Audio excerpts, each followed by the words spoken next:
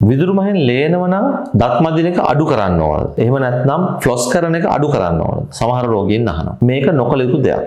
විදුරු මහෙන් ලේනවා කියන්නේ ඔබගේ විදුරු මහ නිරෝගී නැහැ. ඒ කියන්නේ විදුරු මහ ආසාදිත තත්වයක තමයි තිබෙන්නේ. විෂ බීජ හැදිලා පරිතන්ත්‍ර රෝගයකින් ඔබ පෙළෙනවා. ඒ යම් අවස්ථාවල මට්ටම් වල වෙන්න පුළුවන්. නමුත් අනිවාර්යෙන් ඔබට රෝගයක් තිබෙනවා. මොකද නිරෝගී විදුරු මහකින් ලේ ගලන්නේ නැහැ. එම අවස්ථාවේ ඔබ දත් මදින ක්‍රමය වඩා හොඳින්ම එය කරනවා මිසක් එය අඩාල කිරීමක්. ලේ ගලා යාම නිසා බියටපත් වෙලා එය අඩාල කිරීමක් සිදු කළ යුත්තේ නැහැ. එහෙම වුණොත් නිරෝගී තත්ත්වය තවදුරට වර්ධනය වෙනවා. ෆ්ලොස් කරන එකත් ඔබ විදුරු මහෙන් ලේදි පවා කරගෙන යන්න ඕන. මොකද එවිට විදුරු මහ නිරෝගී බවට පත් කිරීමට හැකියාව තිබෙනවා මේ දත් මැදීමෙන් සහ ෆ්ලොස් කිරීමෙන්. නමුත් කිසිම අවස්ථාවක ලේනවා කියලා මේ ක්‍රියාවලිය නවත්තන්න හොඳ නැහැ.